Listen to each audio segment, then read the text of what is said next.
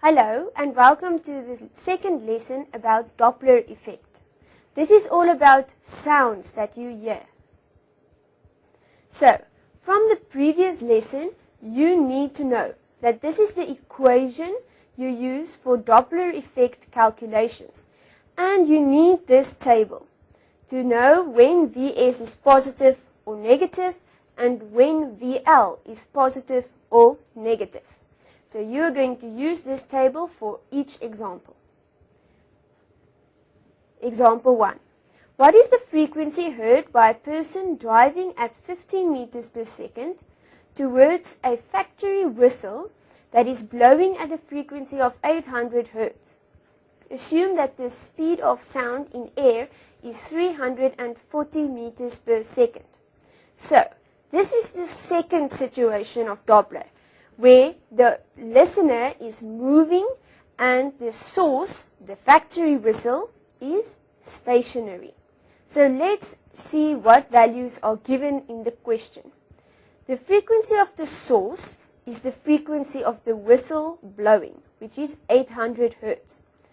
The speed of the wave is then 340 meters per second, and the speed of the listener, you driving in the car, is 15 meters per second, and the speed of the source is in 0 because that is the factory whistle, which is stationary.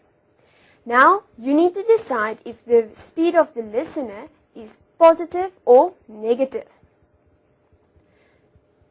The person is driving towards the factory. So if you look at your table, if the listener moves towards the source, VL is positive.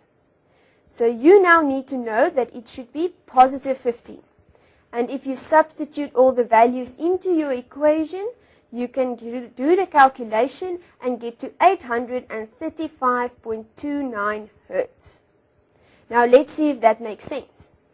When you are driving towards the sound, the frequency should be higher than the frequency of the whistle. 835 Hz is higher than 800, so that makes sense. Example 2. The hooter of an approaching taxi has a frequency of 500 Hz.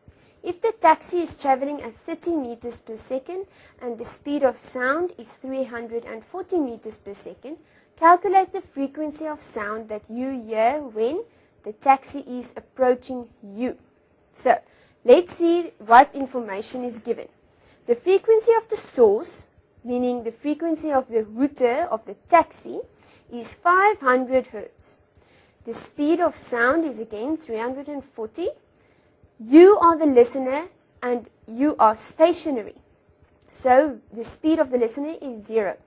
The speed of the source is then 30 meters per second, but it should be negative because the taxi is driving towards you. So if you insert all the values and you do the calculation, you get to 548.39 Hz. Let's see if that makes sense. When the taxi is driving towards you, you should hear a higher frequency. 548 Hz is higher than 500, so this makes sense. Example 2b. Now the taxi has passed you and it is driving away. So now it should be minus 15. If you substitute all your values and you do the calculation, you get to 477.94 Hz. That is less than 500 Hz. And that makes sense since the taxi is now driving away from you. Example 3. A sound source approaches a stationary observer at constant velocity.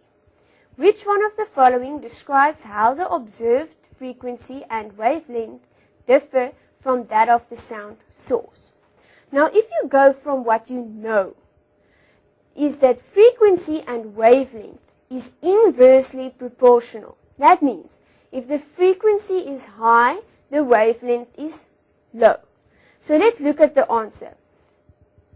Answer A can be eliminated and answer B can be eliminated because When the frequency is high, the wavelength should be low.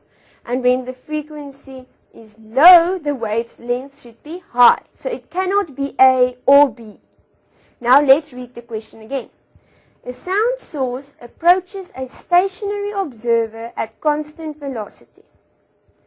Which one of the following describes how the observed frequency and wavelength differ from the sound source? The sound source is approaching the stationary observer. So the frequency should be bigger. It should be getting bigger, like the ambulance moving towards the boy. And then the wavelength should be less. So the correct answer should be D. Example 4. The siren of a stationary ambulance emits sound waves at a frequency of 850 Hz. An observer traveling in a car at constant speed in a straight line begins measuring the frequency of the sound waves emitted by the siren when he is a distant X from the ambulance.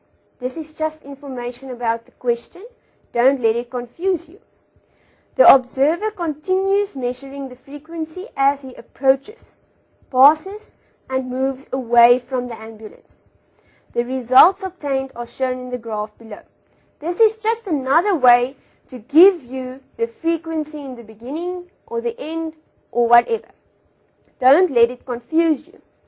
The frequency of the source is 850 Hz. That is given to you in the question. And the speed of the source is stationary. Okay.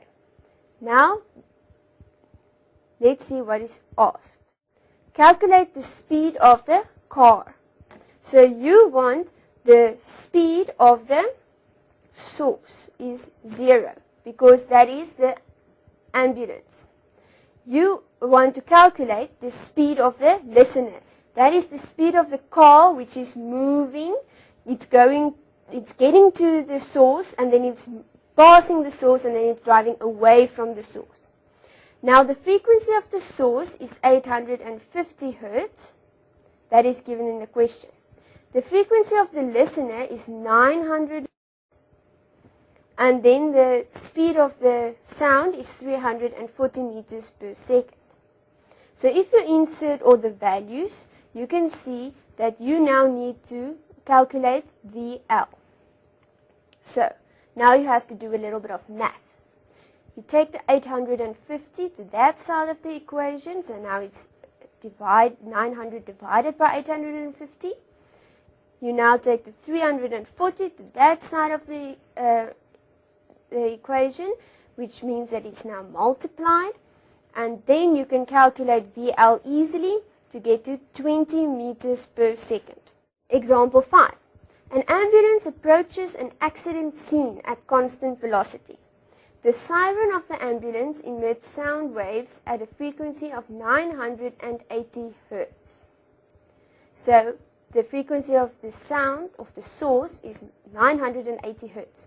A detector at the scene measures the frequency of the emitted sound waves as 1050 Hz.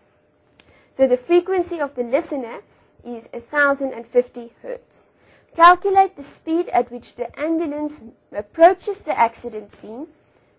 Use the speed of sound in air as 340 meters per second. The listener is stationary, so VL is 0. You want Vs. So if you substitute now all the values into your equation, you need to solve Vs. So again, we have to do a little bit of maths, which is shown step by step here.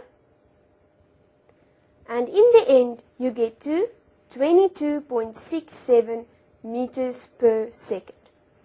Now some applications for the Doppler effect. The Doppler effect holds for all kinds of waves, not just sound waves, but also ultrasound, light, and radio waves. It is used in sonography. They use ultrasound and the Doppler effect to determine the direction of blood flow. This is a real application, and it's very important to know that if the examiner wants to test some general knowledge. Redshift. Stars are moving away from the Earth, and therefore the universe is expanding. That's another application for interest's sake. Thank you.